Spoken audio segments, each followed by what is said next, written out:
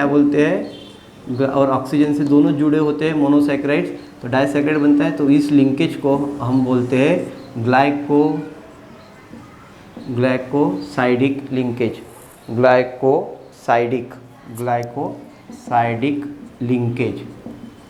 This is clear. तो this is nothing but the glycosidic linkage होता है disaccharide में। ये आपको याद रखना है कि डाइसैकेराइड में आपको ग्लाइकोसाइडिक लिंकेज मिलता है, और ग्लाइकोसाइडिक लिंकेज यानी क्या होता है, ऑक्सीजन के साथ दो मोनोसैकेराइड क्या होते हैं, जुड़े होते हैं। तो that is nothing but the glycosidic linkage, ये आपको याद रखना है। उसके बाद तो यहाँ पे structure of sucrose, structure of maltose, structure of cellobiose ये आपको दिया है। उसके बाद स्ट्रक्चर ऑफ लैक्टोज, तो या फिर पॉलीसैकेराइड के एग्जांपल दिए, अमाइलोपेक्टिन क्या होता है, सेलुलोज क्या होता है, ग्लाइकोजेन क्या होता है, तो इसके बारे में आपको थोड़ा सा डिटेल में इस चैप्टर में पढ़ना है। तो जैसे amylopectin is insoluble in water and consist of 80% of starch, that is nothing but the amylopectin होता है, जो इसमें 80% स्टार्च होता है, पानी में सॉल्युबल नहीं होता। तो अमीनोपेक्टिन ये क्या है, पॉलीसैकेराइड्स है, ठीक है। तो उसके बाद it is a branch chain polymer, जिसको हम क्या बोलते हैं, ब्रांच चेन पॉलीमर है। तो ये सब आपको इसमें दिया हुआ है आपके किताब में, एक बार आपको उसको अच्छे से पढ़ना है। स्ट्रक्चर ऑफ सेलुलोज में भी आपको पता है, सेलुलोज ये प्लांट से क्या करते हैं, एक्सट्रैक्ट करते हैं, और उसको फिर हम उसको नेचुरल पॉलीमर के तौर पर भी स्टडी कर सकते हैं सेलुलोज को। उसके बाद स्ट्रक्चर ऑफ ग्लाइकोजेन में दिया है, अमीलोपेक्टिन जैसे ही स्ट्रक्चर ग्लाइकोजेन का होता है। और आपको मैंने बताया था ग्लाइकोजेन अपने बॉडी में कब बनता है, जब किसी एनिमल की डेथ हो जाती है, तो ग्लूकोज का जब फर्दर ऑक्सीडेशन होता है तो ग्लाइकोजेन बनता है। Is it clear. तो in animal body glucose is stored in the form of glycogen. हमारे बॉडी में क्या होता है, ग्लूकोज को हम ग्लाइकोजेन के फॉर्म में स्टोर करके रखते हैं, ठीक है। तो उसका भी स्ट्रक्चर है अमीनोपेक्टिन जैसे होता है। तो इस तरीके से हमने अभी इस चैप्टर में पूरे ग्लूकोज के बारे में, कार्बोहाइड्रेट के बारे में डिटेल में स्टडी किया है। कल का जो पार्ट था, इसके पहले का जो पार्ट था, हमने उसमें क्लासिफिकेशन ऑफ कार्बोहाइड्रेट देखे थे।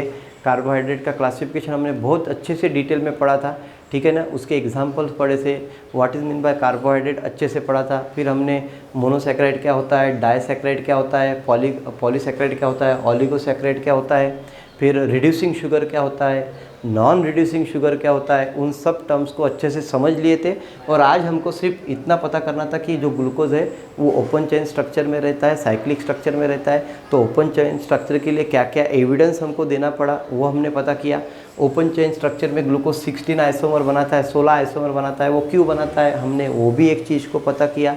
और उसके बाद हमने साइक्लिक स्ट्रक्चर ऑफ ग्लूकोज देखा, जिसमें हमने दो इम्पॉर्टेंट उसके स्ट्रक्चर देखा, alpha D glucopyranose that is nothing but the transform, and beta D plus glucopyranose that is nothing but the cis form. ये दो इम्पॉर्टेंट स्ट्रक्चर हमने यहाँ पे देखे। उसके बाद मैंने आपको बताया कुछ और ग्लूकोज के फॉर्म है, मोनोसैकेराइड, डाइसैकेराइड, पॉलीसैकेराइड। तो उसमें डाइसैकेराइड में आपको मैंने बताया कि इंपॉर्टेंट क्या है, डाइसैकेराइड में एक ऑक्सीजन के साथ दो मोनोसैकेराइड जुड़ जाते हैं, उस लिंकेज को हम क्या बोलते हैं, ग्लाइकोसाइडिक लिंकेज बोलते हैं।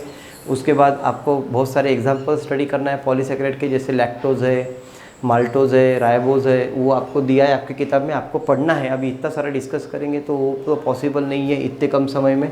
तो आपको अमीनोपेक्टिन के बारे में मैंने बताया, अमीनोपेक्टिन में 80% स्टार्च होता है, बराबर है। तो अमीनोपेक्टिन और ग्लाइकोजन का स्ट्रक्चर लगभग सेम होता है।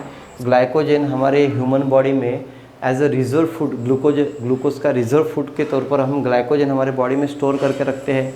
तो ये सब चीज़ें मैंने आपके साथ अभी शेयर की है। तो ये सब इतना सफिशेंट मटेरियल है कार्बोहाइड्रेट के लिए। ज़्यादा मत पढ़िए, शॉर्ट पढ़िए, स्वीट पढ़िए और बहुत अच्छा पढ़िए, जो काम का है उसी की तरफ फोकस कीजिए, तो आपका जो भी कॉम्पिटिटिव एग्ज़ाम है वो बहुत अच्छे से क्लियर हो जाएंगी। उसके बाद यहाँ अगला टॉपिक जो हमको पढ़ना है वो है प्रोटीन। क्या है बेटा, प्रोटीन्स।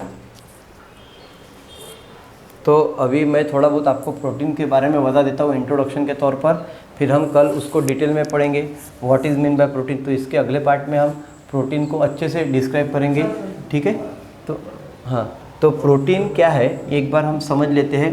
प्रोटीन ये हमारे बॉडी में बहुत इसेंशियल एक कंपोनेंट के तौर पर यूज़ होता है। आपको पता है protein is a energy resource, यानी एनर्जी सोर्स के तौर पर हमारे बॉडी में यूटिलाइज होता है, बराबर है। 1 ग्राम प्रोटीन आपको एनर्जी बहुत अच्छे से प्रोड्यूस करके देता है, बराबर है। उसका काम होता है बॉडी बिल्डिंग। एनर्जी तो देना ही देना है, साथ में बॉडी बिल्डिंग का काम होता है। अगर आप प्रोटीन अच्छा लेते हो तो आपका बॉडी बिल्ड अच्छे से होता है, बराबर है। तो that is nothing but protein. आपके लिए प्रोटीन कहाँ से मिलते हैं? सीरियल से मिलता है, आपको पता है प्रोटीन। फिश, एग्स वगैरह खाने से आपको प्रोटीन मिलता है, ठीक है। तो प्रोटीन के फॉर्म होते हैं, प्रोटीन का अगर आप हाइड्रोलिसिस करते हो तो आपको अमीनो एसिड मिलता है। तो that is nothing but amino acid से आपका प्रोटीन बनता है। और मैंने अमाइंस चैप्टर में आपको पढ़ाया भी है, बहुत सारे एग्जाम्पल हमने उसके साथ डिस्कस किए थे प्रोटीन के बारे में। तो हम प्रोटीन को जब पढ़ेंगे वो कल हम पढ़ेंगे अच्छा डिटेल्स में, ठीक है। तो आज के लिए हम यहीं पे रुक जाते हैं, कल हम पढ़ेंगे प्रोटीन्स, बराबर है।